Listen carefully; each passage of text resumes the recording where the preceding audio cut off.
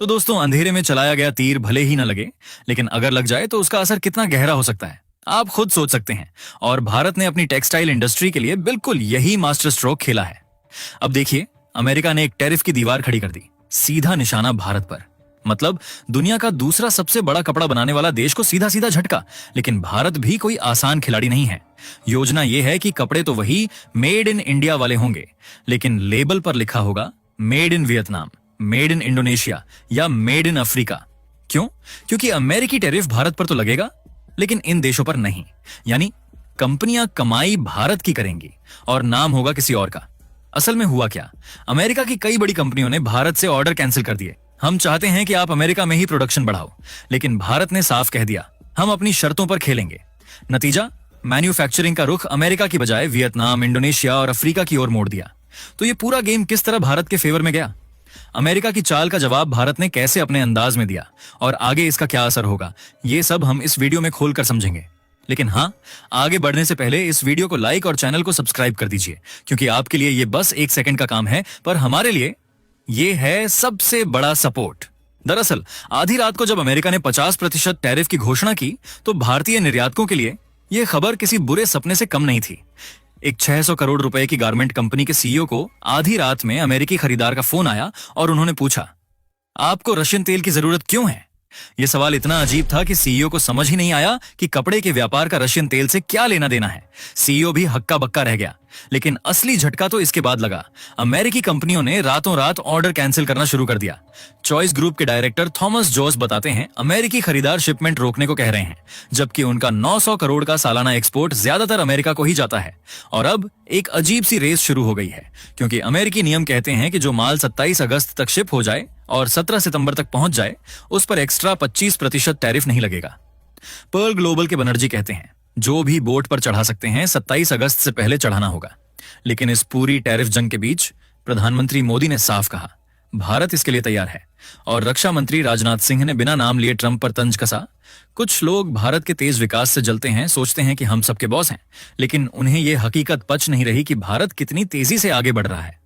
दरअसल अमेरिका के भारी भरकम शुल्कों को चकमा देने के लिए एक नया खेल शुरू हो चुका है। भारत की कंपनियों ने बांग्लादेश, इंडोनेशिया, वियतनाम और ग्वाटेमाला में अपने 17 बड़े कारखानों में प्रोडक्शन शिफ्ट करने की पेशकश कर दी है। और मजे की बात यह है कि इन नए लोकेशंस को लेकर अमेरिकी ग्राहक भी पॉजिटिव रिस्पांस दे रहे हैं। यानी चाल काम कर रही है। देखा जाए तो कपड़ों की दुनिया में भारत कोई छोटा नाम नहीं है, बल्कि दुनिया का दूसरा सबसे बड़ा टेक्सटाइल और अपैरल्स प्रोड्यूसर है। लेकिन इस खेल में टॉप पर रहते हैं सिर्फ 3 खिलाड़ी, भारत, चीन और बांग्लादेश। ये 3 पड़ोसी देश मिलकर ग्लोबल कपड़ा मार्केट का बड़ा हिस्सा अपनी मुट्ठी में रखते हैं। अगर उत्पादन की बात करें तो चीन नंबर 1 है, दुनिया का सबसे बड़ा कपड़ा बनाने वाला देश।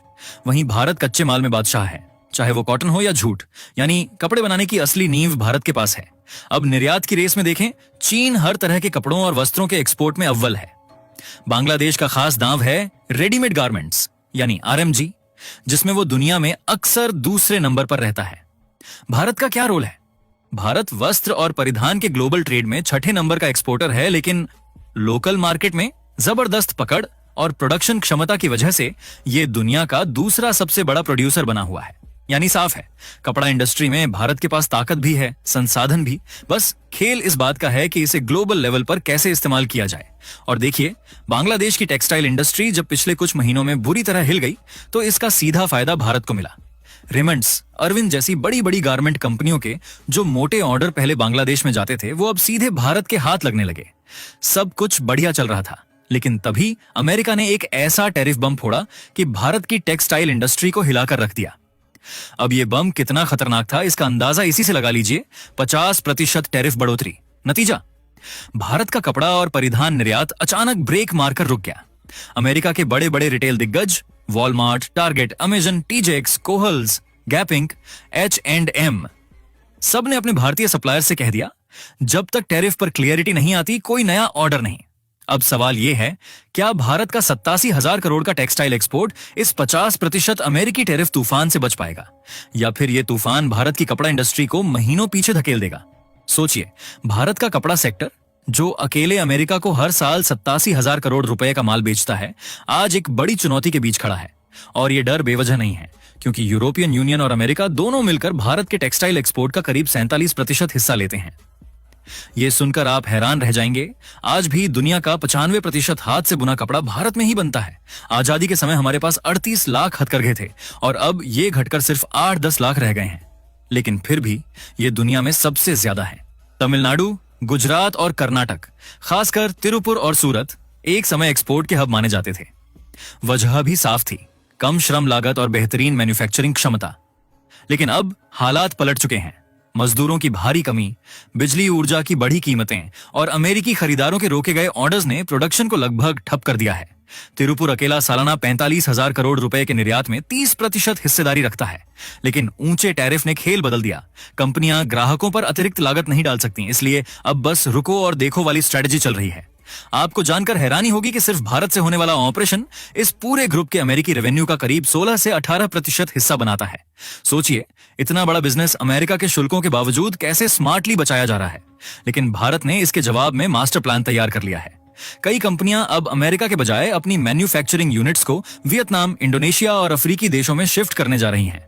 वजह साफ है, अमेरिका चाहता था कि भारत वहां जाकर प्रोडक्शन बढ़ाए, लेकिन वहां की लेबर कॉस्ट इतनी ज्यादा है कि कपड़े की कीमत खुद ब खुद आसमान छू लेगी।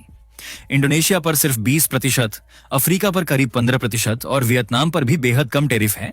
ऐसे में भारत का यह कदम न सिर्फ अमेरिकी टैरिफ के जाल से निकलने का रास्ता है, बल्कि बांग्लादेश को भी ग्लोबल मार्केट में सीधी टक्कर देने की चाल है। और यह सब इतनी जल्दी क्यों? क्योंकि ट्रंप के टैरिफ बम के बाद एक्सपोर्टर्स में एक डर फैल चुका है, कहीं ये हालात बेरोजगारी के बड़े संकट में न बदल जाएं।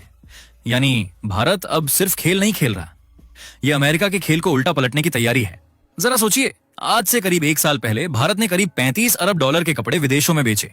इसमें सबसे बड़ा हिस्सा 42% तैयार कपड़ों का, 34% कच्चे या हाफ रेडी कपड़ों का और 30% ऐसे तैयार सामान का जो परिधान नहीं है।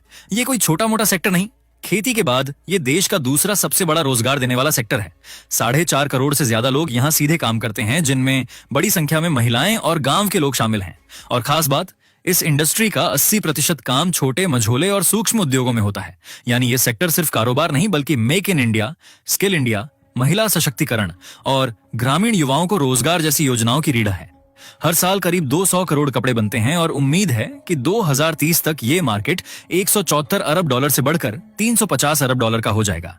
साथ में करीब 6 करोड़ नई नौकरियां भी पैदा करेगा। लेकिन ये अनुमान तब का है जब अमेरिकी टैरिफ का नाम तक नहीं था। अब बीच में अमेरिका का टैरिफ बम आ चुका है, तो ग्रोथ रेट में हल्का फुल्का झटका लग सकता है।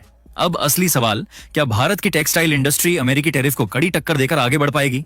अपनी राय कमेंट में लिखिए और अगर ये जानकारी आपको पसंद आई तो वीडियो को लाइक करके अपने दोस्तों तक जरूर पहुंचाइए। और हाँ, ऐसे ही और नॉलेजेबल वीडियो के लिए चैनल को सब्सक्राइब कर लीजिए, बेल आइकन ऑल पर सेट